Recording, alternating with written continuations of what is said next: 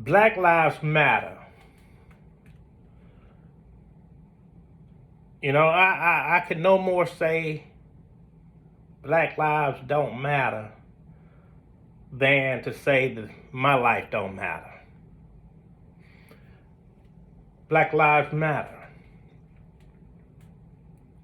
I think back in history, not just my personal history, but the history of my thoughts and my memories. I can remember back. Matter of fact, I can go back to my birthday. On January the 9th, 1965, General William Sherman issued a general order for all black folk after the Civil War to be issued 40 acres of land, no more than 40 acres, and they will loan them a mule to work the land.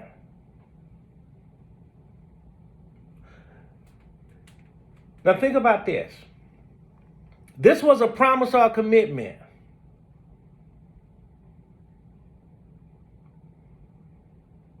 That was socially accepted.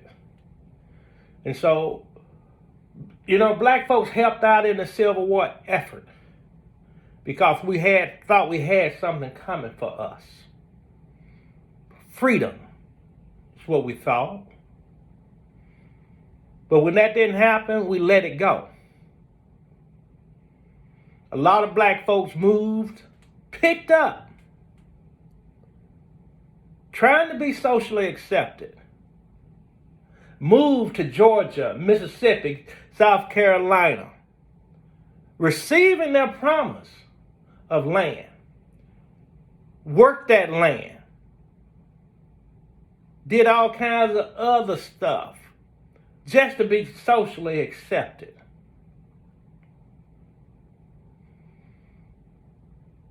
But that 40 acres and a mule turned out to not be true. Everybody that got land got it took back from them, given back to the original owner. We let it go. We let that go. I can think about how my generation's coming up through from 1865. Got to do what you got to do just to survive, but not socially accepted. And there's a lot I can talk about in that era.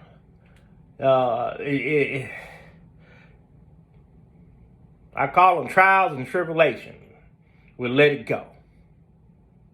In 1935, President Roosevelt established the Wagner Act. And the whole purpose of the Wagner Act was to prevent the firing of minorities if they joined a union. And back then, the whole purpose of unions was to protect the workers and rights of workers.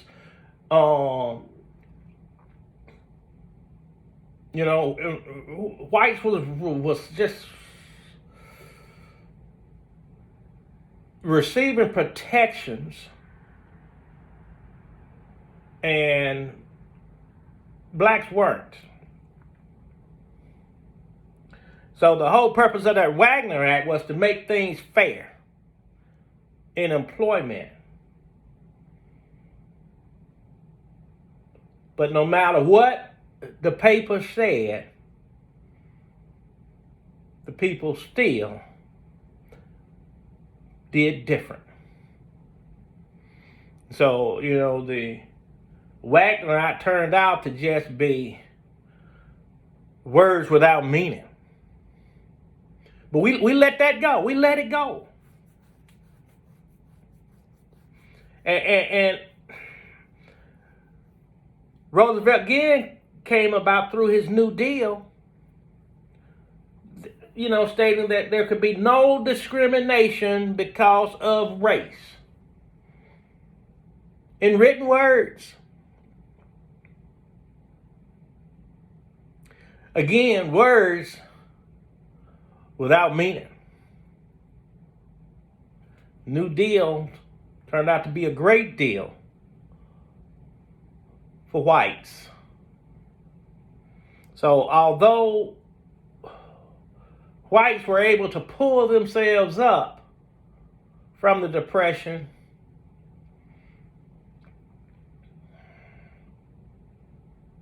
black folks had to marinate in it.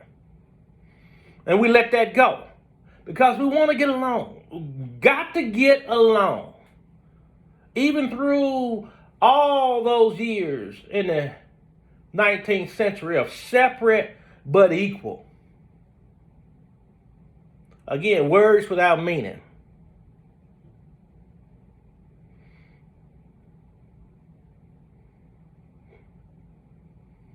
And these were time periods when my mama was coming up. And I can imagine, as a woman, a black woman, the suffering and the trials that she had.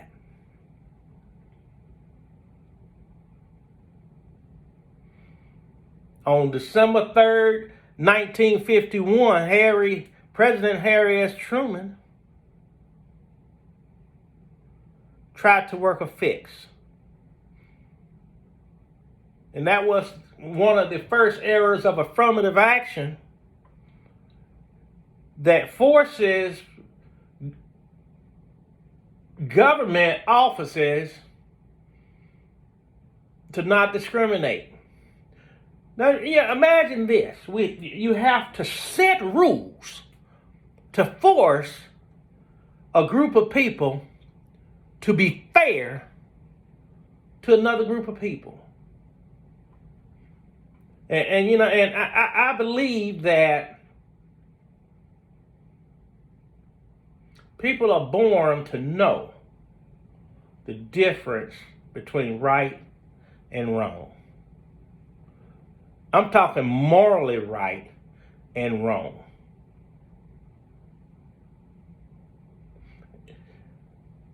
People choose to do wrong. That's a choice. And the majority group has always made that choice to do the wrong thing throughout history, time and time and time again. We know it's wrong because General Sherman tried to make it right. President Roosevelt tried to make it right. Harry S. Truman tried to make it right. But doing wrong is so in-depth in our society, it's a stain that Clorox won't even get out.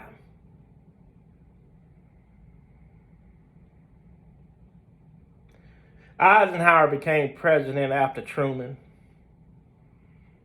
and he took that affirmative action that Harry S. Truman signed, rolled it up, throw it in the trash.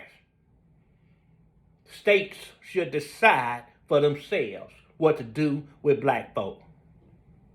That's what Eisenhower said. States should decide what to do with black folk. That's not a federal issue. We let it go. Let it go. President John F. Kennedy reversed Eisenhower's decision and started back up an affirmative action plan. There were landmark court cases to include finding that, separate just ain't equal. You cannot make separate equal. And they forced the desegregation of all schools and other facilities, especially government.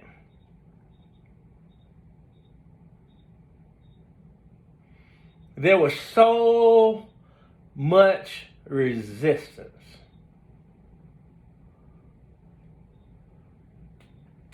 I mean, imagine this.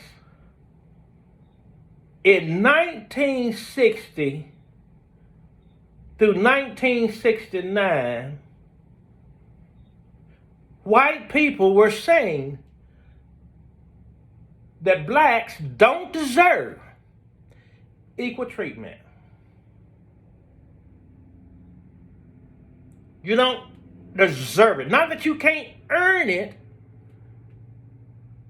You just don't deserve it. No matter what you do, you cannot be equal to us. We let it go. Let it go. On July 2nd, Lyndon B. Johnson signed the Civil Rights Act. The Civil Rights Act of 1965. That's about 6 months before I was born.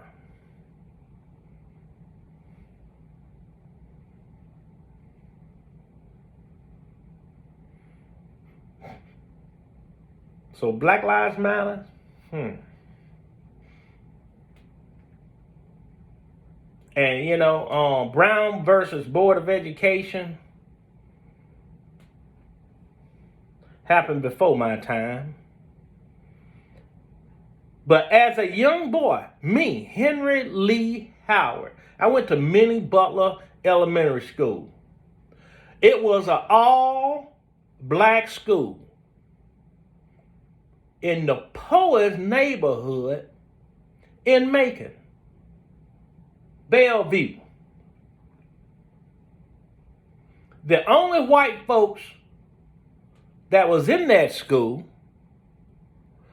was the white folks from Georgia Industrial Home, way out in the woods of South Macon. And they bust them to the school. And so, the only white folks that went to Minnie Butler was the poorest of poorest.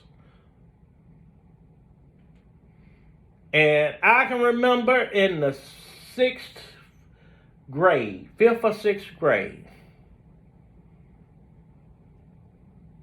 something happened where we had to be bused to Bellevue Elementary to mix things up. And they moved more white folks into Minnie Butler and put a bunch of black folks up there at Bellevue. And a few years later, I don't know why or what, but I know that Bellevue was a better school. I think that was the first time in my history of school, I was in 6th grade, that I had a book that I could take home. Up in Minnie Butler, we had to use them books and leave them on the desk so that other kids can use them. But at Bellevue, you got your books you can take home. You can really study. And, the white folks bused to Minnie Butler. I guess they realized that it ain't enough. So they closed the school and shut that damn school down. Socially unacceptable to white folk.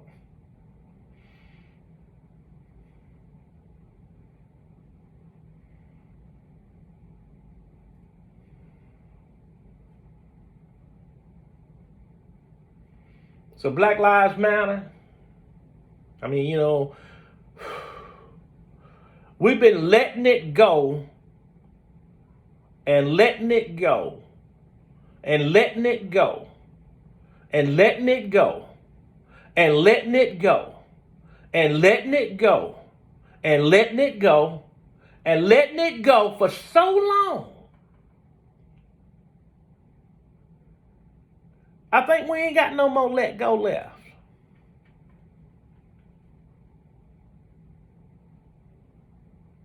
Now, I ain't never been for rioting, looting, burning stuff, tearing stuff up, and this and that.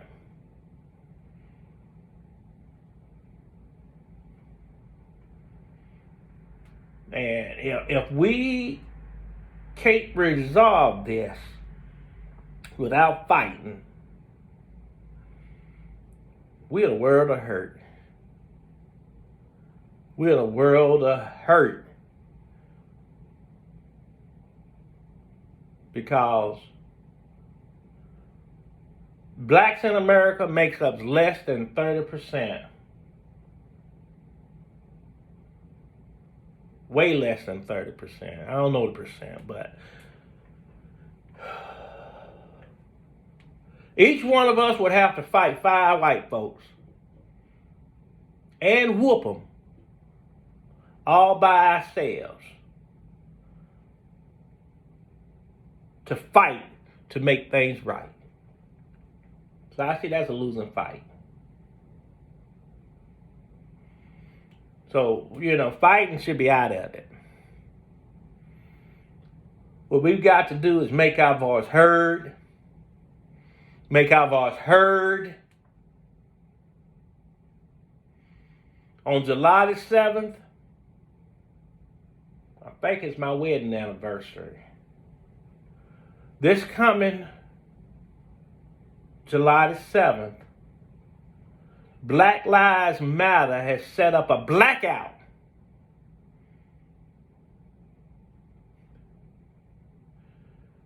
Do not spend, do not buy anything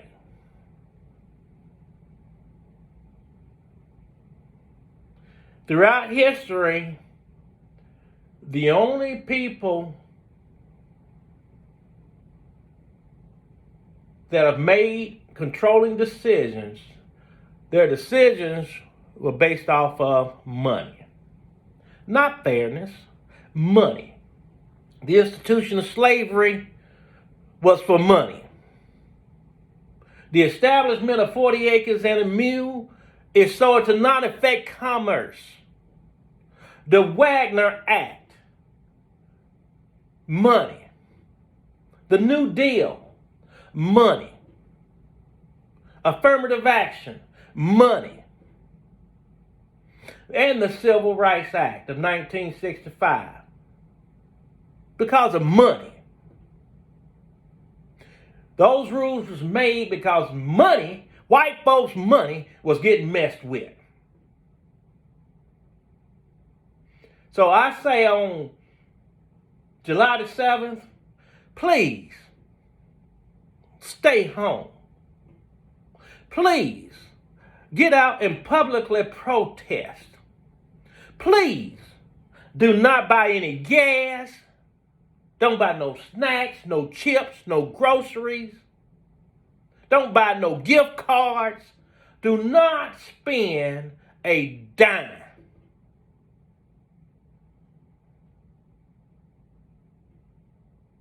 Sometimes people need to see what their losses could be, what their losses are. So I say unto you that my life matter, my mother's life matter, my grandmother's life matter,